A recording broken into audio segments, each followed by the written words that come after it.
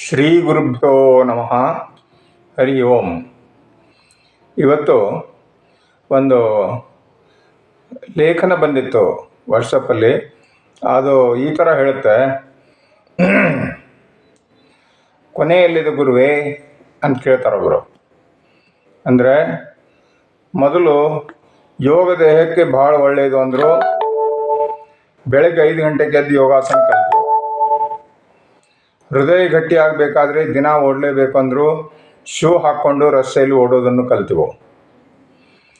ಹೊಟ್ಟೆ ಕರಗಿಸ್ಬೇಕಾ ಅಂತ ಹೇಳಿದರು. ಮೊದಲು ಆ ಸಕ್ಕರೆ ಬಿಡ್ರಿ, ಹಾಗೆ ನಮ್ಮ ಇಷ್ಟದ ಜಿಲೇಬಿ, ಮೈಸೂರು ಪಾಕ್ ಎಲ್ಲವನ್ನು ನಾವು ಬಿಡಬೇಕಾಯಿತು.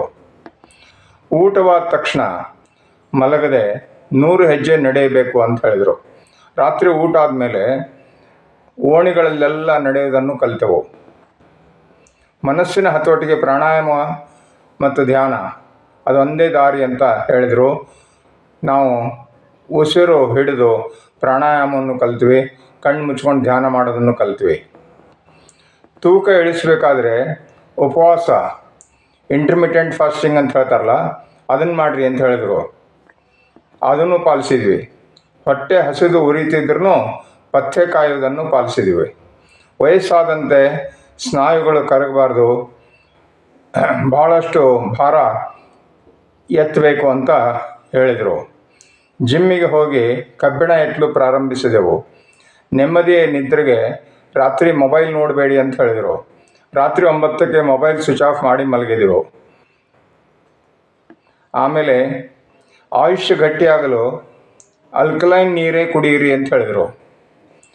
ಮನೆ ದುಬಾರಿ RO ಫಿಲ್ಟರನ್ನೇ ಕಿತ್ತು ಎಸೆದೆವು.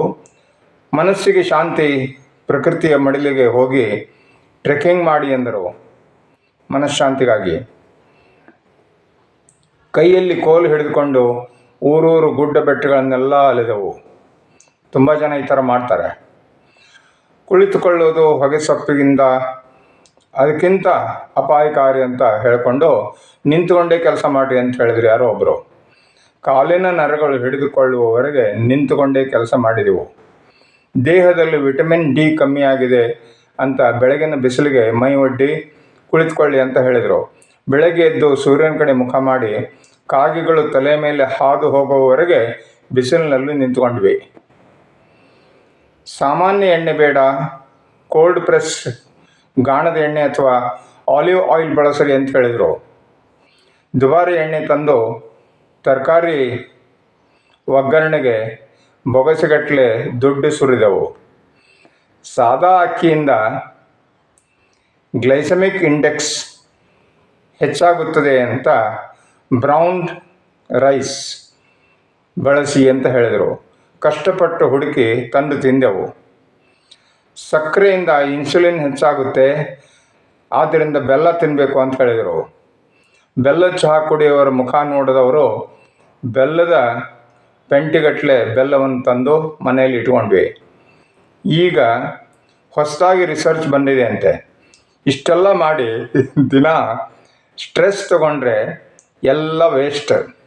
ಸುಮ್ಮನೆ ಪ್ರಶಾಂತವಾಗಿ ವಿಶ್ರಾಂತಿ ತಗೊಳ್ಳಿ, ರಿಲ್ಯಾಕ್ಸ್ ಆಗ್ರಿ ಅಂತ ಹೇಳ್ತಾ ಇದ್ದಾರೆ. ಅಲ್ಲ ಸ್ವಾಮಿ, ಇಷ್ಟೆಲ್ಲ ಸಾಯುವಷ್ಟು ಕಷ್ಟಪಟ್ಟು ಬದುಕುವುದಕ್ಕೋ ಅಥವಾ ಜೀವಂತವಾಗಿದ್ದೇವೆ ಅಂತ ಲೋಕಕ್ಕೆ ತೋರಿಸುವುದಕ್ಕೋ ಅಂತ ಕೇಳ್ತಾರೆ. ಇಷ್ಟೆಲ್ಲ ಮಾಡಿದ ಮೇಲೆಯೂ ಆ ಬಿಸ್ಕತ್ ತಿಂದ್ಯಾ, ಈ ಎಣ್ಣೆ ತಿಂದ್ಯಾ ಅಂತ ಮತ್ತೊಬ್ಬರು ಬೆಟ್ ಮಾಡಿ ತೋರಿಸ್ತಾರೆ.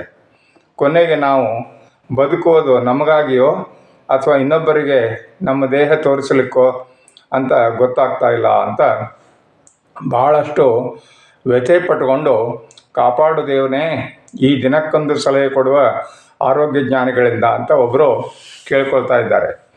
ಅರ್ಥಾತ್ ನಾವು ಎಲ್ಲರ ಸಲಹೆಗಳನ್ನು ಸ್ವೀಕಾರ ಮಾಡ್ತೇವೆ, ನಮ್ಮ ದೇಹ ಚೆನ್ನಾಗಿರಲಿ ಅಂತ, ನಾವು ಚೆನ್ನಾಗಿರಬೇಕು ಅಂತ.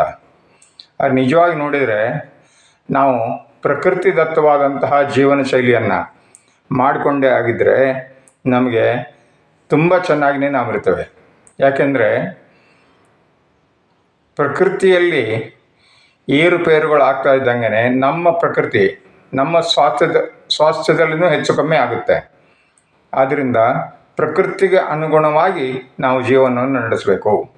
ಅಂದರೆ ಪ್ರಕೃತಿಯಲ್ಲಿ ಎಲ್ಲ ಪ್ರಾಣಿ ಪಶು ಪಕ್ಷಿಗಳು ಇರುವ ಹಾಗೆ ನಮ್ಮ ಆಹಾರ ಸೇವನೆ ನೈಸರ್ಗಿಕವಾಗಿರಬೇಕು.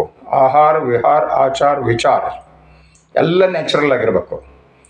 ಸೊ ಪ್ರಕೃತಿ ಮಾತೆ ನಮಗೆ ಶ್ರೇಷ್ಠವಾದಂಥ ಗುರು ಆಗಿದ್ದಾರೆ. ಆದ್ದರಿಂದ ಪ್ರಕೃತಿಯನ್ನು ಪಾಲಿಸೋಣ, ಪ್ರಕೃತಿ ಹೇಳಿದಂತೆ ನಡೆಯೋಣ, ಪ್ರಕೃತಿ ದತ್ತವಾದಂತಹ ಆಹಾರಗಳನ್ನು ಸೇವಿಸೋಣ, ಪ್ರಕೃತಿ ದತ್ತವಾದಂತಹ ಜೀವನ ಶೈಲಿಯನ್ನು ಇಟ್ಟುಕೊಳ್ಳೋಣ. ಇನ್ನು ಮಿಕ್ಕಿದ್ದನ್ನು ತನ್ನಷ್ಟಕ್ಕೆ ತಾನೇ the body will take care of it self ಅಂತ ಹೇಳ್ತಾರೆ. ಅಂದರೆ ನಮ್ಮ ಶರೀರ ಪ್ರಕೃತಿಯ ಪಂಚಭೂತಗಳಿಂದ ಇರೋದರಿಂದ ನಾವು ಅದಕ್ಕೆ ಅನುಗುಣವಾಗಿ ಜೀವನ ನಡೆಸಿದರೆ ನಮ್ಗೆ ಯಾವ ತೊಂದರೆನೂ ಉಂಟಾಗಲಿಕ್ಕಿಲ್ಲ. ಆದ್ದರಿಂದ ಜಸ್ಟ್ ರಿಲ್ಯಾಕ್ಸ್ ಅನ್ನೋದು ತುಂಬ ಇಂಪಾರ್ಟೆಂಟ್. ಈ ರಿಲ್ಯಾಕ್ಸೇಷನ್ ಇದು ಧ್ಯಾನದ ಒಂದು ಪೂರ್ವಭಾವಿ ಅಂಗ. ಆದ್ದರಿಂದ ರಿಲ್ಯಾಕ್ಸ್ ಅಂದರೆ ಸುಮ್ಮನೆ ಕೂತ್ಕೊಂಡ್ಬಿಟ್ಟು ಒಂದು 4-5 ಸಾರಿ ನಿಟ್ಟುಸಿರು ನಿಧಾನ ಉಸಿರಾಟಗಳನ್ನು ಮಾಡೋದು, ಆರಾಮಾಗಿ ರಿಲ್ಯಾಕ್ಸ್ ಆಗಿರಿ.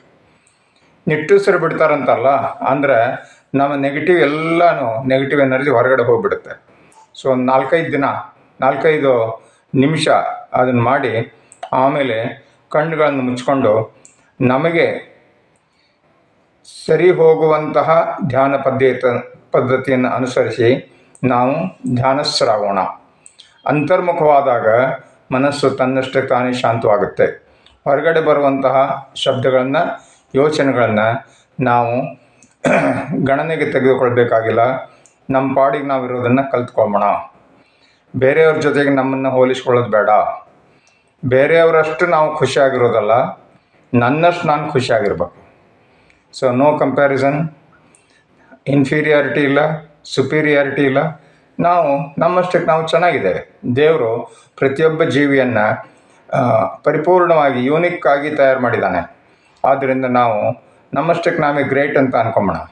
ಅಹಂಕಾರದಿಂದಲ್ಲ, ನಿಜವಾಗಿ ಜ್ಞಾನದಿಂದ I am really great and I do great things in the world ಅಂತ ನಮ್ಮಷ್ಟಕ್ಕೆ ನಾವು ಹೇಳ್ಕೊಂಡಿದ್ದಾಗ ನಮ್ಮ ಧನಾತ್ಮಕವಾದಂಥ ಶಕ್ತಿ ನಮ್ಮನ್ನು ಸಾಕಷ್ಟು ಮುಂದೆ ತರ್ತದೆ ಅನ್ನೋದರಲ್ಲಿ ಯಾವ ಸಂಶಯನೂ ಇಲ್ಲ.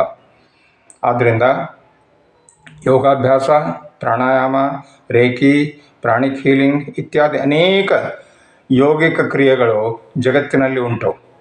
ಆದರೆ ಅವೆಲ್ಲನೂ ಎಲ್ಲರಿಗೂ ಒಗ್ಗಬೇಕು ಅಂತೇನಿಲ್ಲ.